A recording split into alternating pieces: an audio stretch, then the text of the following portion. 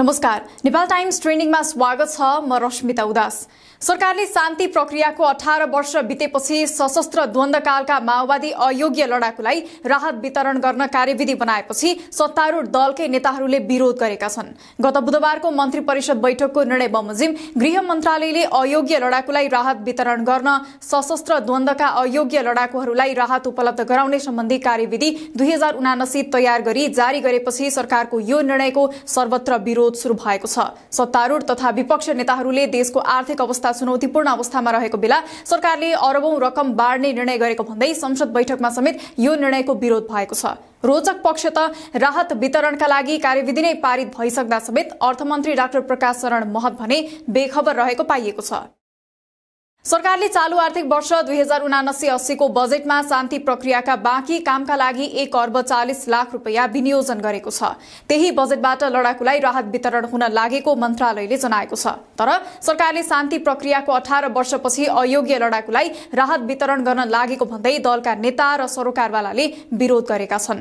बिहीबार मात्रै कांग्रेसका नेता शेखर कोइरालाले अयोग्य लडाकुलाई राहतको सट्टा रोजगारीको प्रबन्ध गर्न उपयुक्त हुने सुझाव दिएका छन्। उनले द्वन्द्वकालीन समस्या समाधानमा आनाकानी गर्दै लम्ब्याउनु तथा ढुकुटीमा पैसा नभएका कारण सरकारी कर्मचारीको तलब र पूर्व शिक्षकको पेन्सन दिन समेत नसक्ने अवस्थाको सरकारले पूर्व अयोग्य लडाकुको नाममा पैसा बाँड्ने कार्य स्वीकार्य हुनै नसक्ने बताएका छन्। यस्तै कांग्रेस महामन्त्री गगन थापाले पनि सरकारको यो निर्णयको विरोध गरेका छन्। राज्यकोषमा स्रोतको व्यापक दबाव परेको यो समयमा राज्यकोषबाट ठूलो रकम अयोग्य लडाकुलाई बाँड्ने सरकारको निर्णय गलत छ, रोक्नुपर्छ, थापाले सामाजिक सञ्जालमा लेखेका छन्। यस्तै कांग्रेसका सांसद प्रदीप पौडेलले पनि सरकारका काम कारबाही अत्यन्तै अपारदर्शी भएको बताएका छन्। सामाजिक सञ्जालमा उनले तत्कालीन माओवादी लडाकुलाई रकम दिने निर्णयप्रति असन्तुष्टि जनाएका हुन्। सरकारको अक्षमताका संकेत देखिन थालिसकेको पनि उनले बताएका छन्। उनले यसको यथार्थ विवरण संसदमा दिन समेत सरकारको ध्यानाकर्षण गराएका छन्। यस्तै नेकपा एकीकृत समाजवादीका अध्यक्ष माधव कुमार नेपालले लडाकुलाई रकम दिने बारे प्रधानमन्त्रीले सत्ता गठबन्धनमा आबद्ध दलहरूलाई प्रश्न पार्नुपर्ने बताएका छन्। जनकपुर धाममा आयोजित पत्रकार सम्मेलनमा बोल्दै नेपालले लडाकुलाई रकम दिने बारे आफूले प्रधानमन्त्रीलाई सोधेको बताए।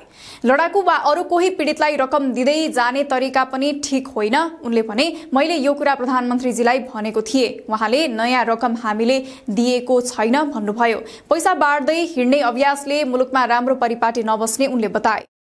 अयोग्य लडाकुलाई सरकारले 2 लाखको दरले दिने तयारी गरेपछि प्रमुख प्रतिपक्षी दल नेकपा एमाले विरोध जनाएको छ। प्रतिनिधि सभाको बैठकमा एमालेका प्रमुख सचेतक पदम गिरीले देशको अर्थतन्त्र जोखिममा भएको बेलामा सरकारले कार्यविधि बनाएर पैसा बाँड्न लागेको प्रति आपत्ति जनाएका हुन्।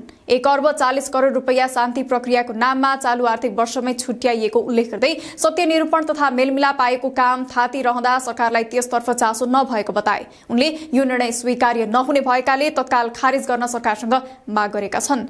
यस्तै नेकपा एमालेका उपमहासचिव विष्णु रिमालले पनि उक्त निर्णयको कडा विरोध गरेका छन्। रिमालले अहिले मुलुकको अर्थतन्त्र एकदमै बिग्रिएको दावी गर्दै यस्तो अवस्थामा प्रधानमन्त्रीले मानवीय संवेदनासँग खेल्न खोजेको तथा अयोग्य लडाकु र भत्ता जस्ता विषयमा राजनीति गर्न खोजेको आरोप लगाएका छन्। यस्तै अयोग्य लडाकुलाई रकम बाँड्ने प्रचण्ड सरकारको तयारी विरुद्ध एमाले निकट अनेरा सोभियुले विरोध गरेको छ।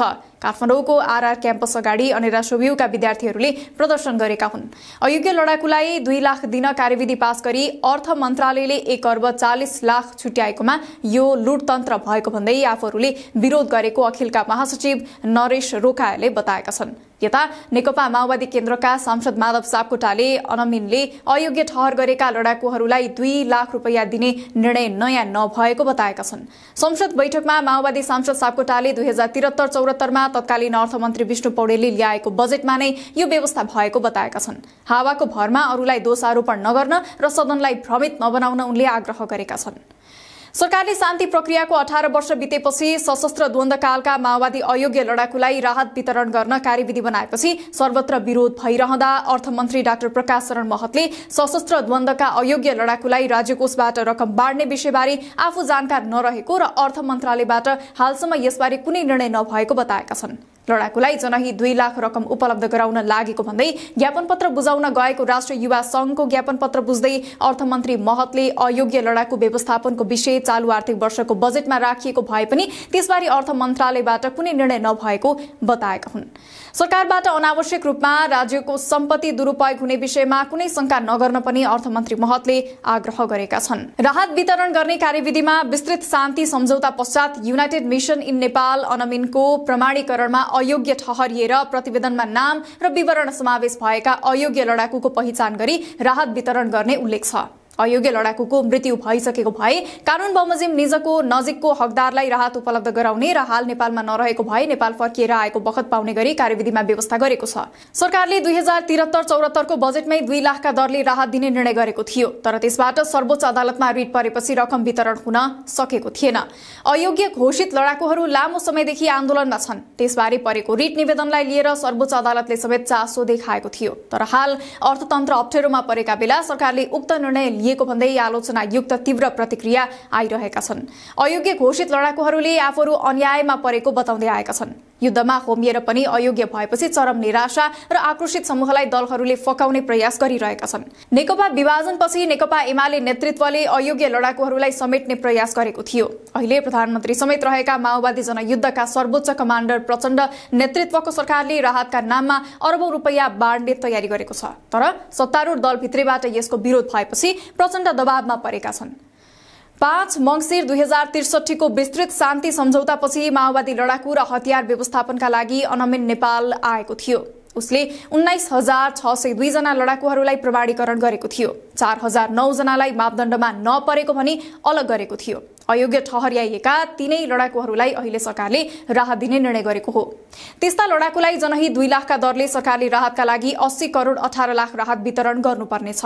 माओवादीका 1,400 जति लडाकुहरू भने नेपाली सेनाका विभिन्न पदमा समायोजन भएका थिए। बाँकी लडाकुहरूले स्वैच्छिक अवकाश रोजेका थिए। स्वैच्छिक अवकाशमा गएकाहरूलाई पनि नगद राहत वितरण गरिएको थियो। माओवादी शान्ति प्रक्रियामा आएपछि शिविर निर्माणदेखि तलब भत्ता, भरण पोषण, स्वैच्छिक अवकाश, पुनर्स्थापना लगायतमा करिब 20 अर्ब रुपैयाँ खर्च भएको अनुमान छ।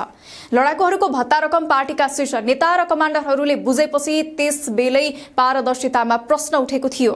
देशमा परिवर्तनको उद्देश्यले युद्ध मोर्चामा ज्यानको बाजी थापेर होमिएका लडाकुहरूको जीवनयापनको ग्यारेन्टी सम्बन्धित सरकारवालाहरूले गर्नुपर्दछ। त्यसमा दुई मत नहोला, तर खर्च धान्न नसक्ने कर्मचारीलाई तलब खुवाउन ऋण लिनुपर्ने र प्रदेश र स्थानीय तहलाई दिने बजेट समेत कटौती गरेको अवस्थामा अरबौं रकम राहतका नाममा अयोग्य लडाकुलाई बाँड्नु कति न्यायोचित होला? सरकारको लडाकुलाई राहतका नाममा अरबौं रकम बाँड्ने तयारी र यसमा सत्तारूढ दल भित्रैबाट भएको चर्को विरोधबारे तपाईको प्रतिक्रिया अवश्य व्यक्त गर्नुहोला। ताजा खबरहरूका लागि नेपाल टाइम्सको अनलाइन पोर्टल www.nepaltimes.net मा पनि गएर हेर्न सक्नुहुनेछ। त्यसैगरी हाम्रो युट्युब च्यानल र फेसबुक पेज पनि अवश्य भिजिट गर्नुहोला। तपाईले गर्नुभएको लाइक, कमेन्ट, शेयर र सब्स्क्राइबका लागि धेरै धन्यवाद। नेपाल टाइम्स हेर्दै गर्नुहोला। नमस्कार।